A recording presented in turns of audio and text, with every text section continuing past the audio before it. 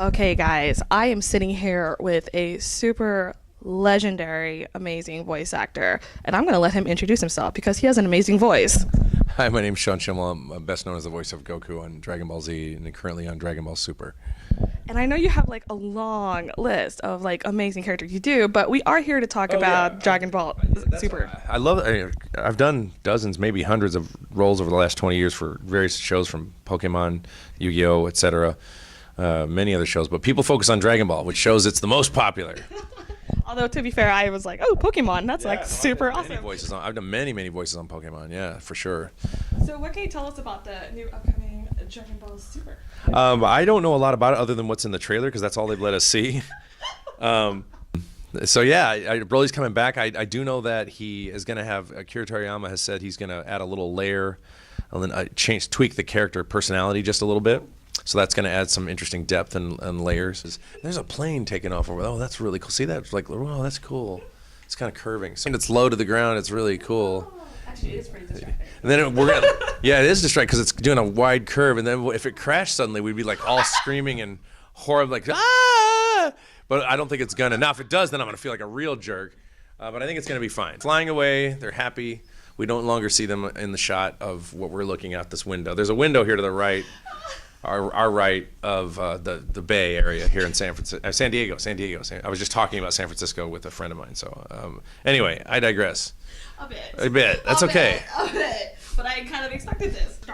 You guys had no idea that how Dragon Ball was going to come, and that you guys were kind of like on a tight budget and everything. So from then to now, like it's been like what, 2 decades now at this point. Yeah. So when you kind of think back then and now, like, do you think about yourself changing? I remember when I first got the role, I think every person wants that special thing in their life that's going to make their life worth meeting, and sometimes they find it in romance or a career or a job or whatever.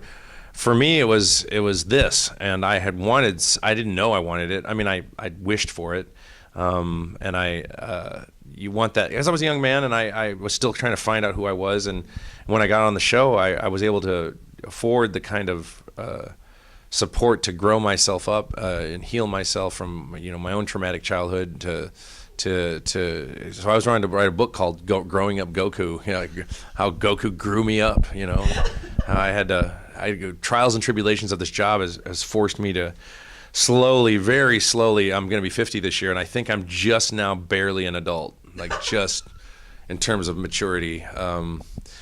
So I attribute that to being a part of this show. I do. It's truth. I'm gonna write a book about it probably someday. Well, I'm pretty sure like the massive fan base just keeps you forever young and like happy. Yeah, that and playing Goku does. I mean, I feel like I look young for my age, and because I have a terrible diet, and I mean it's better now, but because I have a digestive thing, but so it forces me to eat good food. But I eat a lot of salads now. No longer steaks and burgers and pizza. I love pizza, and I don't eat it. I can't do dairy anymore. I ate so much pizza in New York, man. When I moved to New York, here's what I do. I moved to New York. Since you don't know much about Dragon Ball, we're gonna talk about how much pizza I ate. So, when I moved to New York, they always say, "Oh, New York, we got the best pizza, yeah, best pizza." And I'm like, yeah, whatever. Every corner says they have the best pizza, but the best pizza in New York, there's 2 places. There's Grimaldi's Pizza, which is you walk across the Brooklyn Bridge and you go downstairs. Now they're franchising, and I've seen them in other states, which is disappointing. But also maybe it's good if they do it the same way. But the best pizza, in my opinion, I lived in Jersey City for a while, is at the Path train station. Some Jersey people are going to go do this now. There's a deli in there, and they have the best. Here's a funny story. Okay, the best margarita. I didn't even get to the funny part yet, and you're laughing. Hang on, calm down. You're fangirling out. Just reel it in. Reel it in. You laugh at the punchline. This isn't even the punchline. So,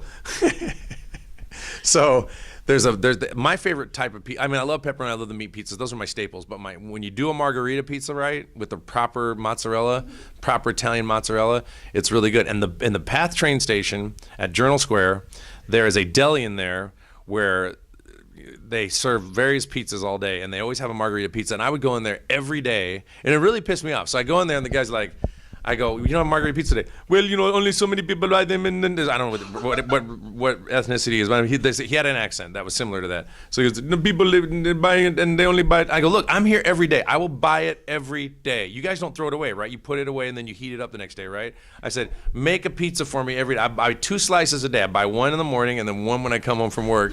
So I eat 2 slices. I was getting fat.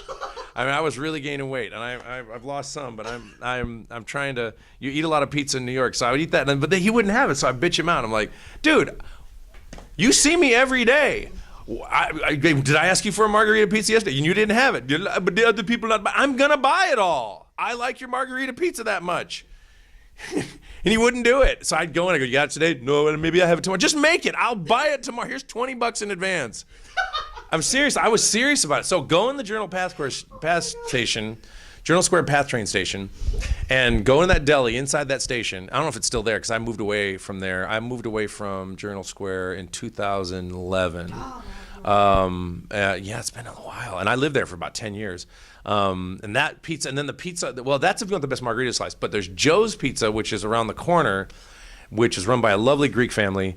I got to be friends with them, and they make the best, like, everything on it pizza, fresh vegetables, fresh garlic. I mean, it was, and it beat all the pizza in New York, except Grimaldi's is a completely other affair. That's another thing. So I ate a lot of pizza in New York. I feel like I accidentally triggered like your pizza craving right now. I'm thinking about. I have not eaten pizza in years. Like I haven't eaten like dairy. I got off dairy like 100%. I don't do non-dairy creamer because non-dairy creamer has milk casein in it usually, and so I don't even do that because my doctor's like, you got to stop doing. You're getting. I'm having inflammation reactions to it now.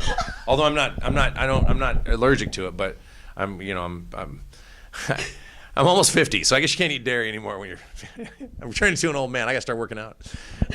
Actually, I do need to start working. I'm starting to get older, thinking, I got to start living the Goku life. I need to work out as much as Goku. You are living the Goku. Well, I mean, I'm living the food part. Definitely the food part. I mean, for what I've seen of Goku, he's just mostly just eating and all the time. No, I used to before I got a digestive disorder. I would just wolf. I mean, I would eat like Goku all day. My grandma, when I was younger, she just shoved down the food. I'm like, yeah.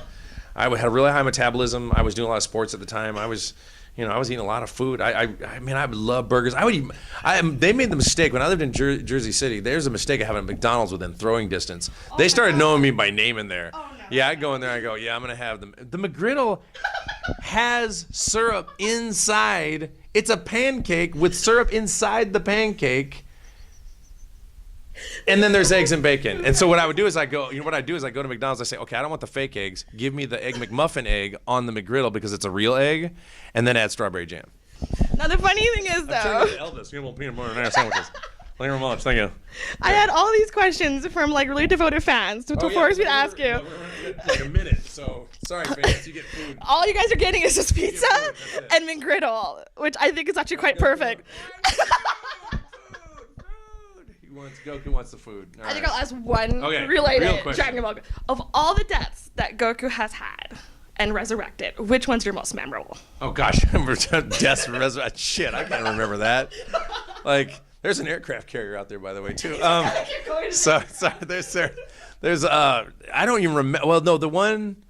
Wait, which one? Actually, probably the most memorable was the first one because here's what happened. When I started recording around episode 53 because we were mid-season because we took over from Canada. So we went back and did 1 through 53 after we did the series. So we did the whole series, then we went back and did 153. But in that particular point is when Goku dies due to Piccolo killing Raditz when he's holding Raditz and got his tail from it. He's like, do it, just fire your special beam cannon, right?